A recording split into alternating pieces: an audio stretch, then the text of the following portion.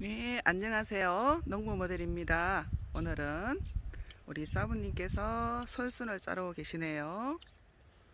안녕하세요. 안녕하세요. 엄청 많이 잘랐어, 아침에. 네, 저희 집에 소나무가 한 30그루 정도 됩니다. 그런데 이렇게 보시면 솔순들이 많이 올라와 있죠. 성화가루가 날리고 난 이후에 솔순은 이렇게 자라서 이게 가지가 되는 것이거든요. 그런데 이런 단송, 작은 소나무나 정원에서 키우는 소나무는 무작정 많이 커질 필요가 없어요. 그래서 계속 놔두게 되면 가지가 계속 쭉쭉 뻗어서 크게 자라게 되는데, 여기 한번 보세요. 이건 이제 조금 전에 솔순을 자른 것이거든요. 저렇게 솔순을 자르지 않은 것은 말하면 둥긋둥긋 보기가 싫기도 하고, 또 더 자라서 이게 막 이만큼 커진다고 하더라도 단송으로서는 예쁘지 않아요. 정원에 있는 나무로서는. 그러니까 정원에 있는 나무는 요만한 크기로만 키울 생각을 하고 있습니다. 그러니까 예쁘고 아담하고 예쁜 정도의 수준을 가지자면 이렇게 나는 솔순들을 대부분 잘라주는 것이 좋아요. 솔순을 자르지 않으면 많이 커져 버리게 되니까요. 그래서 그런데 이렇게 솔순을 자르고 나면 자르는 것도 일이라고 생각하면 힘들 수 있는데, 이 자른 솔순은 이렇게 모읍니다. 이렇게 모아서 이 솔순으로 발효액을 담는 것이죠. 발효액을 담게 되면 솔순이 가지고 있는 좋은 성분들이 우리 몸에 마실 경우에 흡수되어서 일종의 약효 성분을 가질 수 있는 좋은 발효액이 되는 거죠. 말하자면 지금 저 산에 있는 소나무들에서는 솔순들이 많이 있지만, 그러나 저기는 대체로 항공방제를 해서 농약을 많이 쳐버려요. 그러니까 저희처럼 이렇게 깨끗하고 청정 솔순을 구하는 것은 굉장히 어려운 일이죠. 그래서 이 솔순이나 솔잎을 잘라서 발효액을 담는 것은 정말 건강에도 좋고 아주 좋은 귀한 자원이 되기 때문에 두 가지 일을 저희는 동시에 하는 겁니다. 나무를 예쁘게 만들어가는, 다듬어가는 일이 하나 있죠.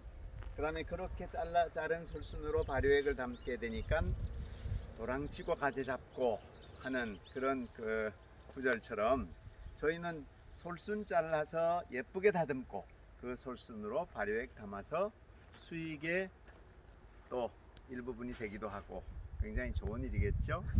솔순을 따는 시기는 언제가 좋을까요? 지금이 6월 5일이에요. 그런데 저희는 지금 딱 적당한 시기예요. 여기가 좀 추워서 그렇잖아요. 네, 그래서 여기는 다른 지역보다 좀 추운 해발 300고지거든요. 그래서 그런 걸 감안하면 아마 5월 20일경, 여기보다 한 보름 정도 앞서 딴다고 생각하시면 좋아요. 아직도 이렇게 길게 더 자라가야 할 필요가 있는 소나무들은 솔순이 많아요. 많고 길어요. 예를 들면 이렇게 솔순이 길쭉길쭉 하거든요.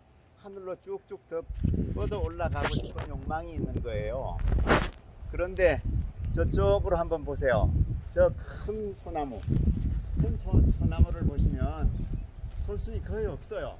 그러네. 네, 이제 저것들은 있기는 있지만 자기를 예쁘게 하는 정도는 솔순이 있어도 아예 더 이상 자라야 할 필요가 없다고 생각하는 거예요.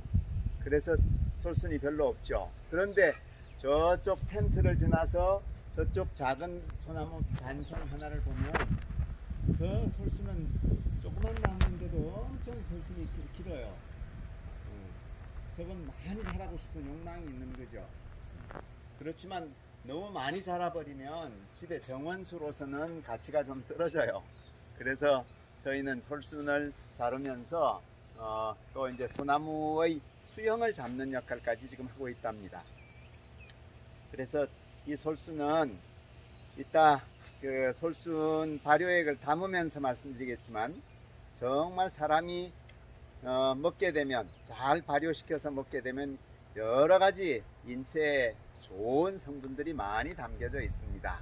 그래서 솔순도 자르고 그래서 소나무를 예쁘게 하기도 하고 또 소나무의 생리를 특히 파악해 보기도 하고 그러면서 발효액을 담는 그런 모습을 아마 보여드릴 수 있을 것 같습니다. 이 소나무도 작은 소나무를 보면 솔순이 그렇게 싱싱하지 않아요. 아마 수명이 많이 이렇게 된 듯한 느낌이 들죠. 그래서 솔순이 싱싱하지 않다는 것은 어쩌면 생명력이 강하지 않다는 뜻이기도 합니다. 네. 자, 이제 솔순을 가지고 효소를 담아 보겠습니다. 자, 설명해 주세요. 예. 사부님. 자, 저희가 오늘 솔순을 제법 많이 땄어요. 솔순은 솔잎 발효액을 담는 것하고는 상당히 달라요. 이거는 이제 쑥이라든지 다른 산야초 발효액을 담는 거나 비슷해요. 자, 우선 여기에 솔순의 무게만큼 설탕이 필요하거든요. 자, 솔순이 요게 9.4kg가 나왔어요. 상자까지 포함해서 네, 9.4kg. 또 이것도 설탕이 약간 많아도 괜찮지만 하여간 똑같은 정확하게? 9.4kg예요. 네. 그래서 약간 설탕이 요 상자 무게하고 종이 풀의 무게 차이가 한 몇백 그램 날 거예요. 그럴지라도 설탕이 많은 건 괜찮습니다. 모자라는 건 한 10kg 문제가 넣으면 되지만요. 되겠네요. 네. 자, 그런데 설탕을 쓸 때는 저희가 지금 안에 보시면 흰 설탕이에요. 설탕은 세 종류가 있죠. 황설탕, 또 검은 설탕, 흑설탕, 흰설탕 이렇게 세 가지 종류가 있지만 제일 좋은 건 흰설탕이라고 할 수 있어요. 그렇죠. 일반적으로 세 가지죠. 네, 그냥 그렇습니다. 원당도 있고 여러 가지 있지만은 예. 원래 그 제대로 된 흑설탕이나 황설탕은 좋은 설탕이지만 요즘 나오는 흑설탕이나 황설탕은 전부 캐러멜 성분이 이렇게 코팅되어 있어요. 그래서 가능하면 그것은 솔순의 맛에 부정적 영향을 미치기 때문에 솔순 자체의 향과 맛이 날 수 있도록 하는 것은 오히려 흰설탕이 좋아요. 그래서 흰설탕을 쓰는 것이 좋고요. 그래서 1대1로 설탕과 솔순을 1대1로 쓴다. 네. 그리고는 솔순을 한 켜 넣고 설탕을 또 한 켜 넣고 이렇게 이제 서로 담는 방법은 이렇게 된다는 건 대체로 많이 알려져 있기 때문에 아는 사항이죠. 그런데 도대체 이 솔순이 어디에 좋은지를 한번 생각해 보겠습니다. 자, 일단 한 바가지 설탕 한 바가지를 이렇게 뿌려주고요. 그래서 한 켜 한 켜 설탕 한 켜 솔순 한 켜를 이렇게 넣는다는 건 대체로 일반적인 방법이고요. 이 솔순이 어디에 좋을까요? 생각해 보면 농약 제초제 맞지 않은 소나무 순을 청정 소나무 순을 구하기가 참 쉽지 않거든요. 산에 가더라도 청정 소나무 순을 구하기가 쉽지 않습니다. 그런데 저희는 정원에 한 30그루 소나무가 있어서 이 소나무들로부터 채취한 솔순이거든요. 그런데 이 솔순은 첫 번째는 정혈작용이 있어요. 정혈작용, 피를 맑게 하는 작용을 하거든요. 그래서 피를 맑게 하면 또 어디가 좋아질까요? 정신을 맑게 하기도 합니다. 그래서 이전에 정진수행을 하는 스님들이 이 솔순이나 여린 소나무 잎을 그걸 질겅질겅 씹으면서 정진수행을 했다는 그런 이야기도 있습니다. 그래서 상당히 회춘의 능력까지도 가지고 있는 것이 이게 솔순이에요. 그러니까 정혈작용, 정신을 맑게 하기도 하고요. 그 다음에는 살균 작용이 있어요. 소염, 진통 작용도 있고요. 그래서 말하면 우리 완전 균을 살균하기는 어렵겠지만 그래도 웬만큼 그런 것들에 대한 면역력을 높여준다는 그런 의미가 될 것이고요. 그리고 웬만한 그 고통도 참아낼 수 있도록 수술 마취제가 없을 때는 이 솔순을 입에 물고서 이렇게 진통 효과를 노리는 그런 그 사례도 나옵니다. 네. 그리고 예. 손발도 따뜻하게 네. 해주고 냉한 사람들 그렇습니다. 그쵸? 혈액 예. 순환을 개선하다 보니까 어, 손발이 차다는 것은 뭘 의미하죠? 순환이 잘 안 되는 네, 거죠? 손끝 발끝까지 피가 잘 안 돌았다는 말이거든요. 음. 그런데 이 솔순을 계속 이렇게 복용했더니 솔순 발효액을 복용했더니 손발이 따뜻해졌다. 이거는 말하자면 혈액 순환제, 순환 개선제에 해당된다는 그런 뜻이기도 합니다. 아, 근데요. 네, 이 설순이 솔잎도 그렇고 뾰족뾰족한 게 머리카락이랑 많이 닮았잖아요. 그렇죠. 근데 이제 이거를 복용하면은 머리가 뭐 빠지는 이런 것도 예방하고 네. 이제 좋다는데 그게 네. 혈액순환이 잘 돼서 머리가 안 빠지는 거예요? 아니면 이게 아, 어떻게 돼서 그런 거예요? 네, 이게 솔순이 신장에도 상당히 도움이 돼요. 혈액 순환이 잘 되면서 피가 맑아져서 또 신장도 튼튼하게 해줄 수 있는 그런 요소가 있어요. 신장이 머리카락을 주로 이제 담당하고 관장하니까. 있거든요. 네, 그래서 머리카락이 신장이 튼튼해지게 되면 거의 사람들이 회춘할 수도 있어요. 회춘한다고도 하죠. 그래서 말하자면 신장이 튼튼해지게 되면 머리도 빠지던 것이 덜해지고 또 희게 자꾸 휘어지던 것들도 머리카락이 검어질 수 있는 요소도 있고요. 그래서 어쩌면 그 솔순은 하나하나 분석해 보면 뭐 다양한 얘기를 할 수 있겠지만 우리 몸에 자연에서 얻을 수 있는 상당히 좋은 효능을 지닌 그런 그 자연식품이라고 할 수 있을 것 같습니다. 그리고 이것 그 솔순은 이렇게 잘라서 이렇게 씹어봐도 상당히 향도 좋고요. 나름대로 무언가 영양이 내 몸으로 이렇게 들어간다는 느낌이 있거든요. 아, 이거 오늘 그러면 저녁 안 드셔도 되겠네. 그럴지도 모르겠습니다. 하여간 솔잎보다도 예쁜 순한 솔순은 훨씬 더 몸에 잘 받아들이는 그런 요소가 있습니다. 네. 그렇죠. 수분도 많이 있고. 네네. 정말 맛있네요. 근데 이 어떤 사람은 꿀로도 네. 발효액을 담고 설탕으로도 하고 네. 어떤 사람은 올리고당으로도 하고 그러잖아요. 네네. 근데 그거 좀 설탕을 왜 쓰는지 설탕이 왜 좋은 건지 근데 일반 사람들은 설탕물을 먹는다고 발효액이나 뭐 이런 효소 이런 것들을 네. 굉장히 부정적으로 생각하시는 분들도 많고 네. 그렇잖아요. 그렇습니다. 자, 설명을 드리면요. 우리가 가진 성분들 가운데 소금이나 설탕은 네. 비슷한 작용을 해요. 그러니까 성분에서 같다는 말이 아니라 무언가 다른 물질로부터 이 속에 들어있는 수분을 빼앗아내는 역삼투압 작용을 하는 점에서 비슷한 작용을 한다고 할 수 있어요. 그래서 배추도 절이면 소금에 절이게 되면 배추 속에 들어있던 본래의 수분이 밖으로 빠져나오게 되죠.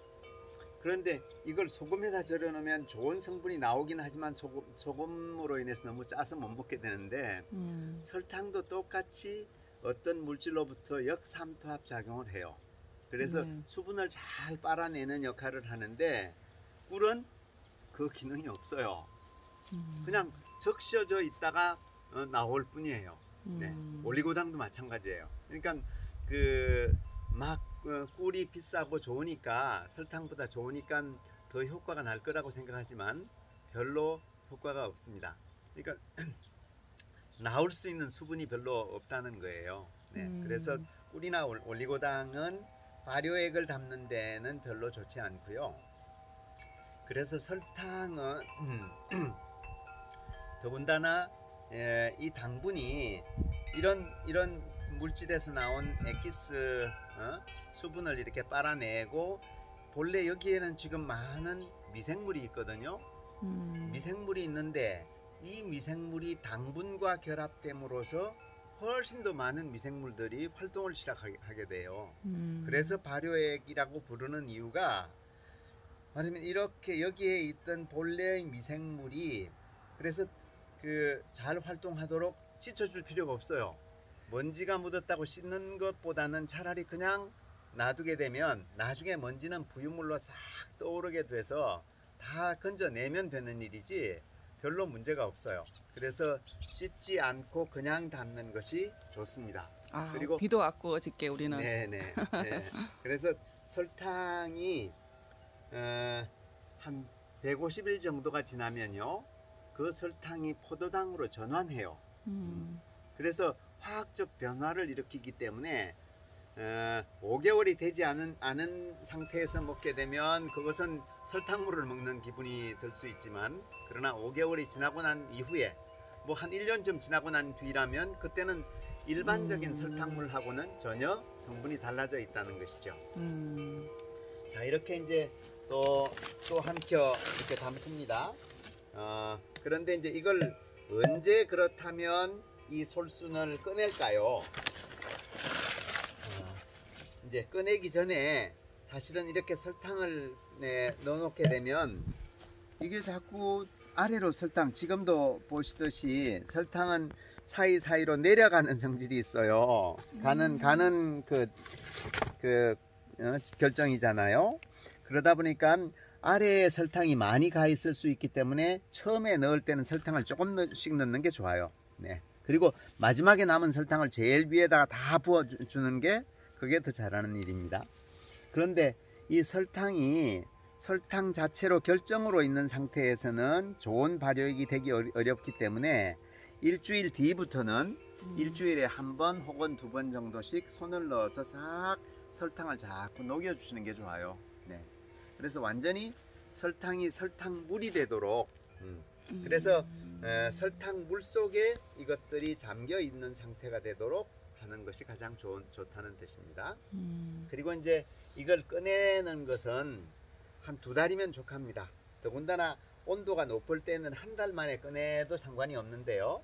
그래도 이제 일반적으로 한 2달 정도 후에는 원순, 그 솔순은 다 꺼내주는 것이 좋아요. 계속 오래 두면 오래될수록 좋다고 생각하는데 그거는 큰 오산입니다. 발효 과정이 다 끝나고 나면 그 다음엔 숙성 과정으로 넘어가야 해요. 그래서 이 솔순들이 있는 한 숙성이 제대로 되지 않습니다.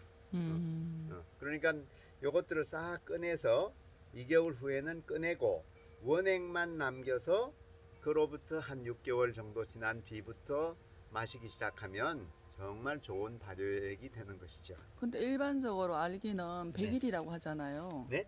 100일 동안 둔다 이렇게 다들 이야기하잖아요. 네. 근데 이제 온도에 따라서 날씨에 따라서 그게 약간 그럼요. 다른 거죠. 100일이라는 말은 네. 겨울철처럼 추운 날씨에서는 100일쯤이 필요할 수 있는데, 그러나 더운 여름 정도는 지금 6월이에요. 지금 6월 초순이잖아요. 그러면 6, 7, 8월 정도에는 거의 1달 만에 꺼내도 문제가 없어요. 1달 만에 꺼내도 거의 발효가 끝날 수 있고요. 그런데 이제 보통 그래도 조금 더 놔두는 정도가 2달이 맥시멈이에요. 네. 그러니까 2달 정도 두고 꺼내면 되고, 그 다음에 그리고 솔순을 버리는 것보다는 또 활용하면 더 좋겠죠. 술을 부어서? 네. 술을 좋아하시는 분들은? 네. 제가 이제 그 담는 방법을 알려드릴게요. 이 솔순이 벌써 설탕에 절어 있단 말이에요. 네. 그래서 본래의 솔순만이 아니라 굉장히 달콤한 솔순이 돼 있어요. 그래서 이걸 버리기보다는 다시 활용하면 좋은데, 이미 발효액에 절어 있는 솔순을 별도의 항아리에다가 이제 또 담아 놓고 여기에 소주를 좋아하시는 분은 담금주를 부어 놓으면 그런 대로 담금주가 되고요. 솔순 담금주. 그 다음에 막걸리를 좋아하시는 분은요, 막걸리를 다시 부어 놓게 되면 아주 좋은 또 솔순주가 만들어지게 됩니다. 그래서 그럴 때는 막걸리를 부었을 때는 막걸리 가라앉은 것은 예? 건덕지는 아래로 다 가라앉게 만들어 버리고 아주 맑게 그 떠오른 청주만 이렇게 드시면 굉장히 고급 솔순주가 될 수 있습니다. 네. 자, 이렇게 솔순 하나만 가지고서도 다양한 식품을 만들어 먹을 수 있는 것, 이거 참 우리 좋은 생활의 지혜이지 않겠습니까? 네. 자, 이제 그럭저럭 다 들어가기 시작하네요. 자, 꽉 이제 찼네. 거의 항아리가 가득 찰 만큼 솔순이 다 들어가기 시작하네요.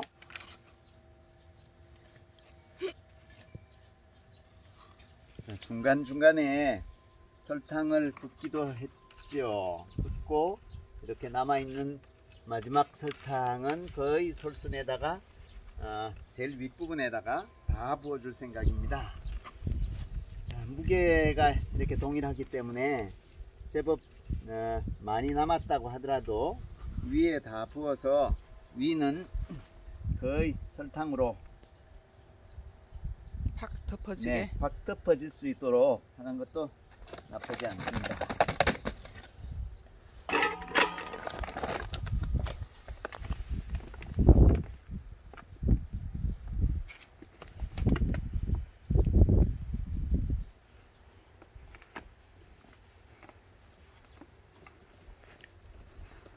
한번 흔들어줘요. 네, 설탕이 제법 많이 남은 상태에서 흔들어주면 한번 누르고.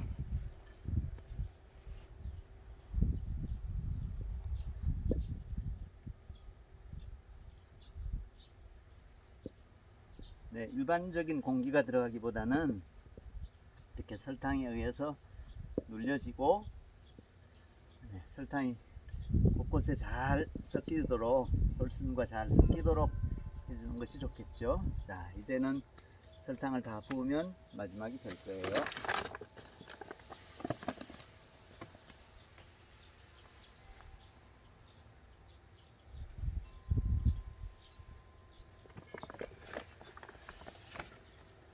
또 한 번 더 눌러줘야 되겠네요. 이제 이렇게 지금은 마치 가득 차 보여도 지금도 누르면 자꾸 이렇게 아래로 내려가잖아요. 가는데 이게 조금만 하루만 지나게 되면 쏙. 예, 솔순 사이사이에 간극이 있던 것이 수분이 쫙 빠져나오면서 쭉 아래로 내려가기 시작해요. 그래서 이 항아리 지금 가득인 것 같지만 거의 3분의 2 정도로 이렇게 내려가 버리게 될 거예요.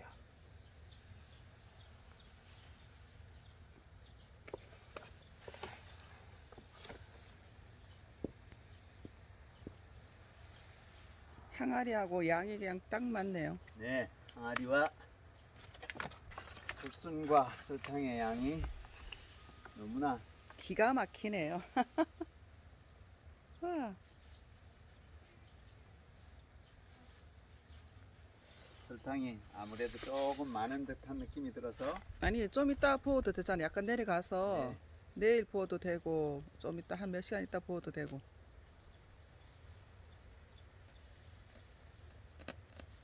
또 해보세요. 얼마 안 남았잖아. 있지만 아직 그냥 남은 거 다 부어 버리죠. 예예. 이제 마지막 설탕을 붓습니다. 아주 설탕과 솔순과 항아리가 아주 안성맞춤이 되어 버렸네요. 자, 이제 이렇게 이제 다 담았어요. 그러면 그 다음에는 어떻게 할까요? 중요한 게 남았죠. 네, 중요한 게 남았습니다. 이제 마지막 입구를 어떻게 봉할 것인지가 중요하죠. 책에 보거나 자료에 보면 대체로 창호지를 하라고 하는데 창호지는 그렇게 좋은 것 같지 않습니다. 제가 해보니까요. 그렇다고 망으로 해놓게 되면 모기장망 같은 경우는 가끔 작은 벌레들이 이렇게 들어갈 수 있어요. 그래서 가장 안성맞춤인 좋은 그 재료는 강목이나 네, 광목 면, 이런 면, 광목 이런 것들이 천 종류가 제일 좋습니다. 이런 것들은 미생물은 드나들 수 있는데 비해서 개미라든지 또 혹은 작은 곤충들, 날개가 있는 작은 곤충들은 드나들 수 없기 때문에 이것이 가장 좋은 것 같습니다. 그래서 이렇게 고무줄로 딱 잘 해서 이렇게 두게 되면 이 고무줄로 인해서 웬만한 것들은 들어가지 못하거든요. 여기에 이제 항아리 뚜껑을 덮어 놓으시면 됩니다.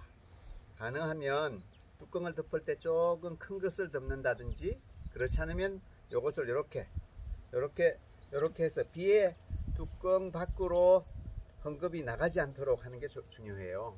예, 왜냐하면 저희는 밖에다 둘 것이기 때문에, 장독대에 둘 것이기 때문에 비에 맞으면 이게 젖어서 안에 습기가 들어가 버릴 수 있거든요.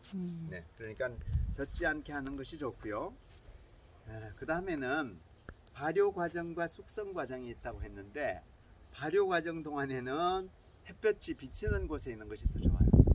온도가 높을수록 좋고 빨리 되고 또 햇볕이 비쳐도 좋아요. 그런데 2개월 뒤에 이것을 싹 건져내고 발효액만 남았을 때는 그 발효액은 창고라든지 상온을 유지할 수 있는 곳으로 하는 것이 좋습니다. 서늘한 건요? 네, 서늘하고 그늘진 곳이 좋아요.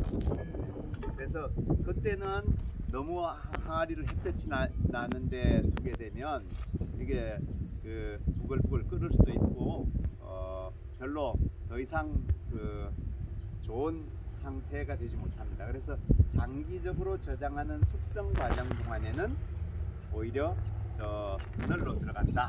네, 네. 창고나 안으로 들어가도 괜찮습니다. 자, 네. 이렇게 해서 이제 항아리가 뚜껑이 있다면 뚜껑으로 덮어도 좋고, 뚜껑 아니면, 저기 있어요. 네, 뚜껑이 있죠. 네. 네, 이런 걸로 그릇으로 덮어도 괜찮고, 네, 그것은 네, 뚜껑까지 제가 가져왔도록 하겠습니다. 네, 저희 항아리 뚜껑이네요. 네, 이렇게 되는데 가능하면 요것들이 비에 젖지 않도록 보이지 않게 이렇게 처리하는 것이 좋다는 것이죠. 네. 자, 네, 이렇게 지금까지 마치겠습니다. 네, 지금까지 사부님께서 그 솔순 발효액을 효소를 담는 방법을 알려주셨습니다. 네, 지금까지 도움이 되기를 바랍니다. 네, 지금까지 농부 모델이었습니다. 감사합니다.